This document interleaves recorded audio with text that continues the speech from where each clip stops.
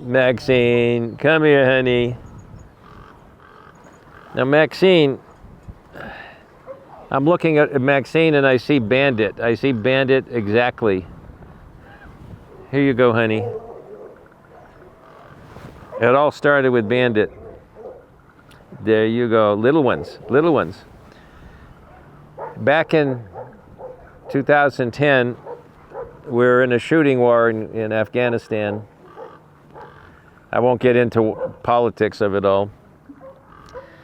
But we had a forward operating base down near Kandahar, and long story short, they got in touch. Contractors got in touch. They're a half hour in front of the military base. They're 30-minute drive.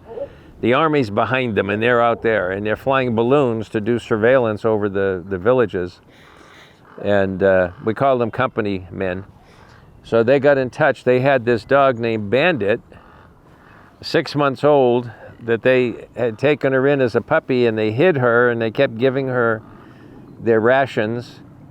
And there's a new commander up at the Army base, and he gave orders to shoot all the dogs on the base because they carry diseases. He didn't want his soldiers getting infected.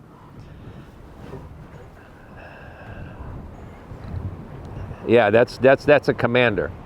At any rate, they wanted to get this dog out. Well, it took a few months of, I don't know how I did it, but I did.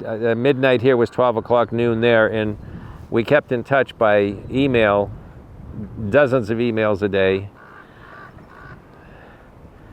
And we arranged it. We were funding, on this end, we were funding a shelter in Kabul for about 5 years. We had 17 employees there. They don't make that much, but we had 17 employees, and it was a shelter. So we knew if we could get Bandit from Kandahar up to Kabul, then she could make the trip across the ocean. There was a format or a protocol for doing that. You had to get them from Kabul, you had to take them over to Pakistan. They had to go to a veterinarian, if that's what you want to call them. That's a veterinarian for holding, and then they go on a plane. But they could only go on a plane if they were allowed. If a Muslim's body was on the plane, they would not allow a dog to be transported on the same plane as a Muslim's body. I mean, that was the thing. So Bandit had to wait a couple weeks, and eventually she got on a plane from Pakistan to Heathrow, from Heathrow to JFK. Then she had to get isolation in JFK. They had to be sure she was healthy, and anyway, they ship her to here. Well, when that girl came out of her carrier at our hospital, it's a movie star. She was like a movie star. I mean, I had been for months, I had been working to get her out, and here she was in the flesh. After all that, she was a picture and a fiction in my head, and a fiction of my imagination, but she was so real to me. That's where the angels come in. And I had to get her here, and somehow, with all what we did, she's here, or she was here. We lost her last year. So she was here from 2010. And then the day after she arrived, you know, I thought, oh boy, we can celebrate. This was quite a thing. The day after she arrived, I get a full screen photo of another dog. Her name is Chaos. And the contact said, you won't believe it, but after Bandit left, Chaos came back. Somehow she had disappeared and she came back. They're still under the gun. They've got 5 cats, a mother and 4 kittens that they've been hiding from the military people. And now they have Chaos. Now, we lost our connection because we'd had a military air base. We had a friendly fly a helicopter into the company base and pick up Bandit and then take her back to the other base, and then ultimately she got to Kabul. Well, that guy got in a lot of trouble for flying a helicopter with a dog in it. So he couldn't help us anymore. So now we're stuck. We've got Bandit, we've got Chaos rather, and we've got all the cats. And the order was, you know, they were killing, our people were killing the dogs. Now, the other thing is, when they go on patrol into these villages, there's dogs everywhere, and they're not treated well. In fact, they train their kids on brutality using, you know, live dogs. And the dogs all look the same. They look like Maxine. If you look at Maxine, Bandit looks so much like her. It's an Asian Shepherd. They have basically, they said there's two basic dogs in Afghanistan. There's the Afghan, and then there's the Asian Shepherd. Here, honey, come here. Okay. And they're this tall, lanky, curly tail. This is exactly her.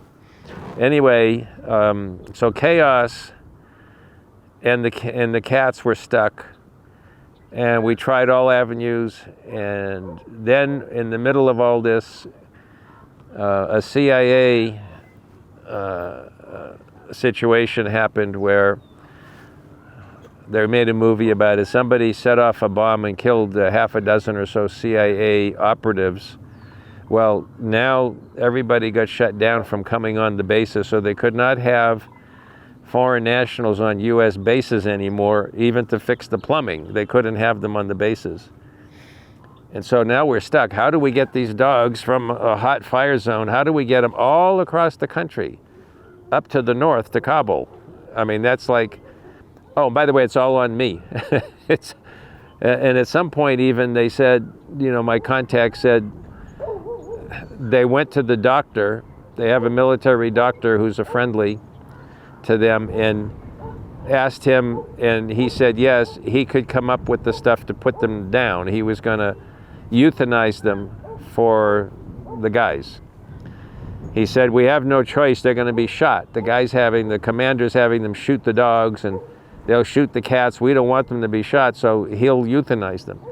And then I said, you know, being involved in movies, I said, you know, you see, there's always at the end of the second act, there's all is lost. The hero has lost everything. There's nothing left.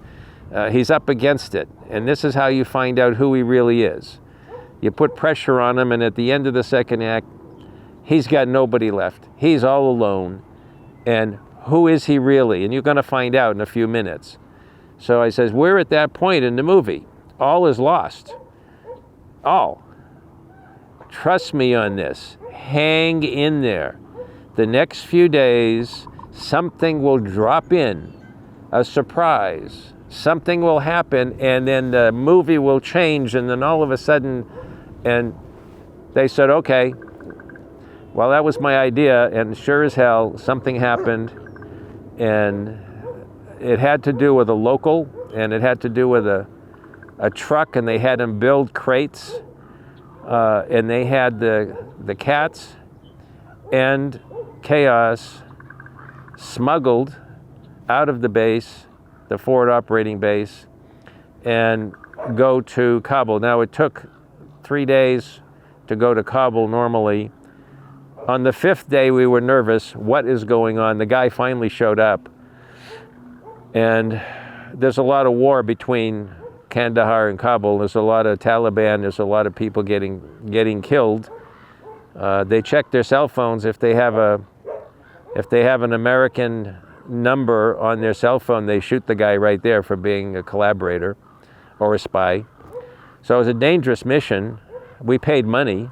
You know, the whole thing is you pay these people money to do these things. So that's what we were doing.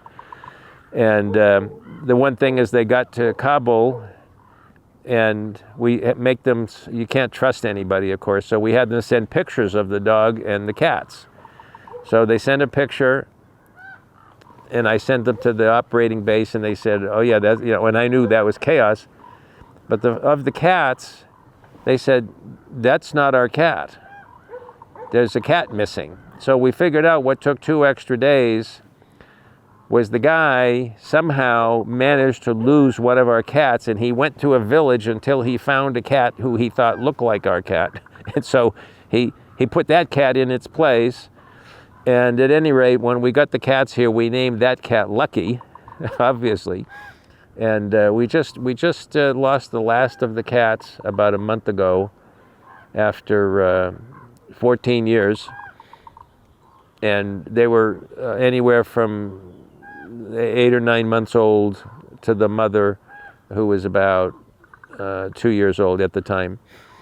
And then Chaos passed away. She was one of my favorites. We have a lot of footage of Chaos, but she was magnificent, and she passed away a few months ago. And the last one is Maxine. Now, Maxine did not come from that forward operating base. We had a couple others that did, but Maxine was a puppy that the British commandos in Afghanistan, the British commandos were carrying her around on missions for 6 months. They found a puppy and they took care of her, and they took her on fights. She's in firefights, this girl. And ultimately, they wanted to do something to save her because they got called back to England, and they heard about what we were doing, and so they took her to Kabul themselves, and we arranged everything. So from Kabul, Pakistan, blah, blah, blah, and then Maxine came here. But Maxine was a puppy that the commandos carried around. And now they have no idea, by the way. I don't know who they are, and they have no idea about us. Maybe they'll see this on YouTube someday. But Maxine's been here since 2010, and so that makes her 15 or so. Now, I asked for the latest medical on Maxine this morning, and she had heartworm when she came. Okay, so her things are she's 15 years old, and she has some pancreatitis and some kidney issues, but nothing unexpected at 15, and she's on medications for them. So at this point, that they're not going to do her in. And she loves her tree, and she loves her yard and her house. I was afraid when they first came that when we had a thunderstorm out here, they would hear the thunder and they would get freaked out thinking it was shelling. But nobody cared. They've heard worse. Where's my girl? No.